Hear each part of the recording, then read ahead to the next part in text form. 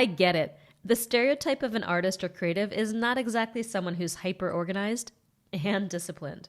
My guess is that you've been inside an artist studio that was a complete and utter mess.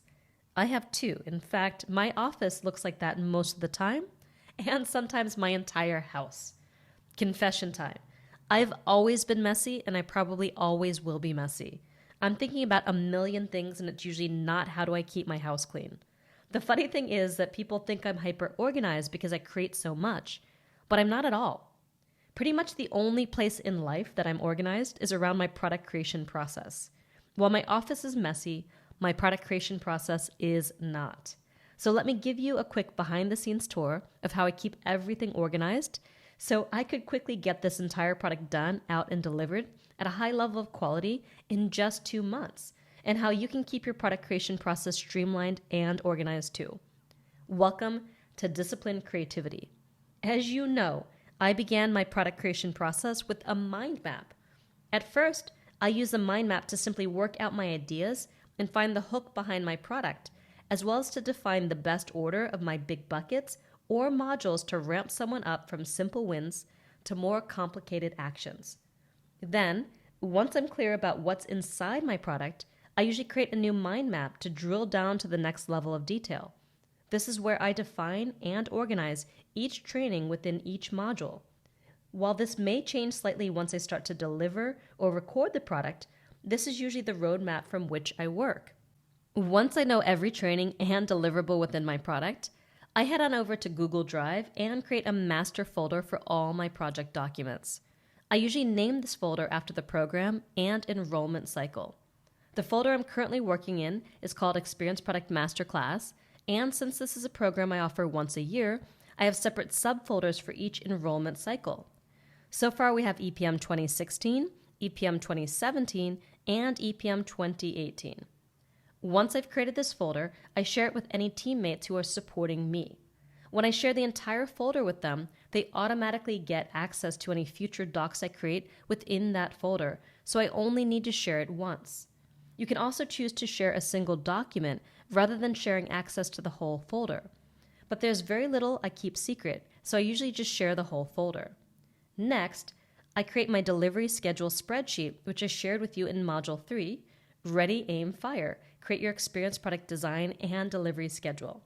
This is my step-by-step product creation roadmap. I live by this spreadsheet when I'm creating a new product.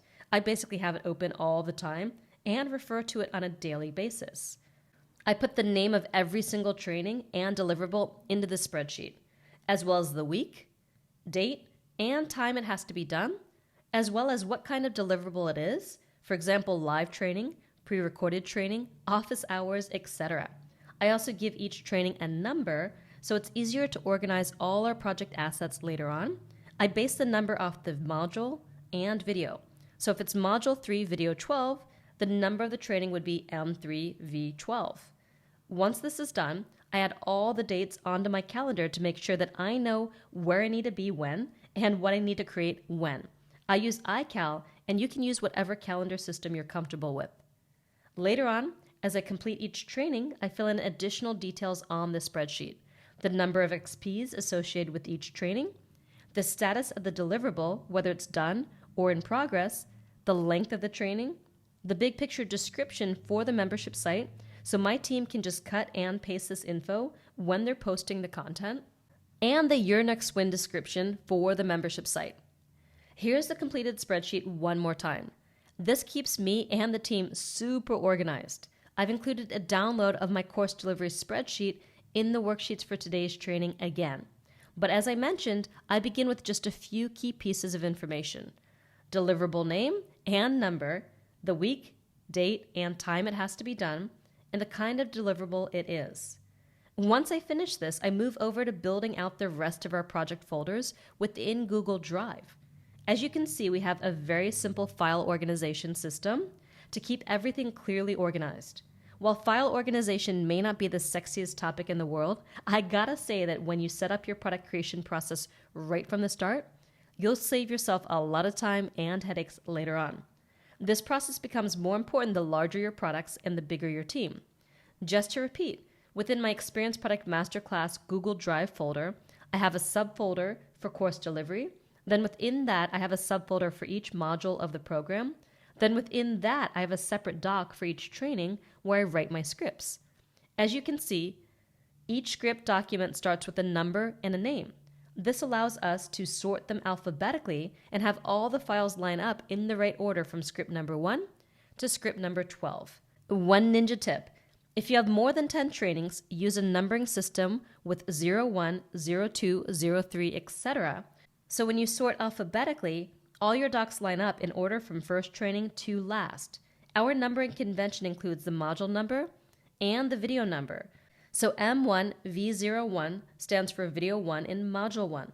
Then we also include the name of the training in the file name, so I can quickly find the right script if I want to reference it later and don't remember the number.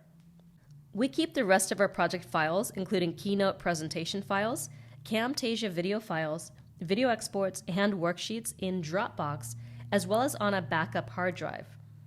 I use a similar file organization structure there, which you can see here on the screen. I have a top-level Dropbox folder for the Experience Product Masterclass. Within that folder, I have folders for all our marketing and delivery assets. For delivery, I have a folder for program content, then subfolders within that for each of the main modules of the program. Then within each module folder, I have subfolders for each training, labeled by the number and name of that training. Then within that, I have the Keynote file, slide handouts, and worksheets that we post on the membership site. So that's it. That's how I keep myself organized throughout the product creation process. I find that disciplined creativity allows me to get into my flow and find the focus I need to get things done as quickly and easily as possible. Because when it comes to delivering you an extraordinary experience, I don't mess around. Your experience and the results you get when you take action is the reason I'm doing all this to begin with. It's my job to model the behaviors I want to help my students create. So if I'm not organized, how can I expect them to be? Your mission, should you choose to accept it, is to organize your product creation process using the tools and systems you learned in this video or create your own. That's all for today. It really doesn't take too much to stay organized, so you can support your students and create the conditions you need to stay on track and creative. I also recommend referring back to the Ready, Aim, Fire training at the end of Module 3 as well, since you worked on your product creation and delivery schedule then. In the next training, you'll learn some simple product delivery tools to take the fuss out of delivering an amazing experience that helps your students, clients, and customers get hooked on taking action, getting results, and buying from you over and over again. Now go out there and live your message.